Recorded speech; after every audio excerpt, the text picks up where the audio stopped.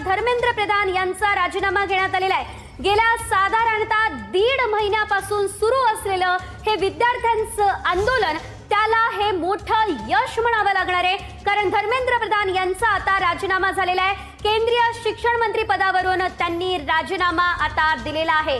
धर्मेंद्र प्रधान यांचा अखेर राजीनामा घेण्यात आलेला आहे। नीट पेपर फुटी प्रकरणामध्ये आता धर्मेंद्र प्रधान यांचा हा राजीनामा घेण्यात आलेला आहे। आपण पाहतोय गेल्या 1.5 महिन्यापासून या सर्व विद्यार्थ्यांचं आंदोलन जंतर मंतरवरती सुरू होतं। सीजेपी कडून या आंदोलनाची हाक देण्यात आलेली होती। सोनम वांगचुक यांनी उपोषण 20 ते 22 दिवस केलेलं होतं आणि अखेर आता धर्मेंद्र प्रधान यांचा राजीनामा झालाय।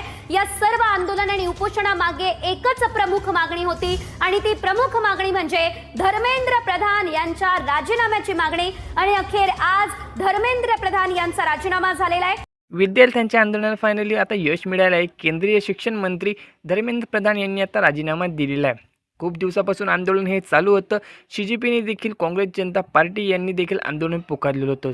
सोनम वांगचुक यांनी सुद्धा आमरण उपोषण केलं होतं। 20 ते 22 दिवस त्यांनी उपोषण केलं। फायनली त्यांनी देखील निर्णय घेतला आणि ते उपोषण त्यांनी मागे घेतलं होतं, परंतु सीजेपीने अजूनही आंदोलन मागे घेतलं नव्हतं। त्यांचा एकच मत होतं आणि एका मतावर ते ठाम होते की धर्मेंद्र प्रधान शिक्षण मंत्री यांनी राजीनामा द्यावा, कारण खरं कारण म्हणजे त्यांनी राजीनामा ठेवल्यानंतर पुन्हा हे कुठून चूक होणार नाही हा संदेश सर्वांपर्यंत पोहोचेल। त्यामुळे धर्मेंद्र प्रधान यांनी राजीनामा द्यावा आणि वेळोवेळी विद्यार्थ्यांचं आंदोलन होत होतं। आंदोलन आता वेगळ्या टप्प्यावर आलं होतं। खूप विद्यार्थ्यांना मारहाणही झाली होती। पोलीस सुद्धा आक्रमक झाले होते आणि विद्यार्थ्यांना खूप प्रकारे त्यांनी त्रास दिलेला होता। खूप दिवसापासून चालत आलेल्या या आंदोलनामुळे सरकार देखील थंड पडलं आणि फायनली त्यांना शिक्षण मंत्र्यांचा राजीनामा द्यावा लागला। त्यामुळे आता विद्यार्थ्यांमध्ये खुशीचं वातावरण आहे आणि सीजेपीने देखील याचा जल्लोष करायला आता सुरुवात घेतलेली आहे।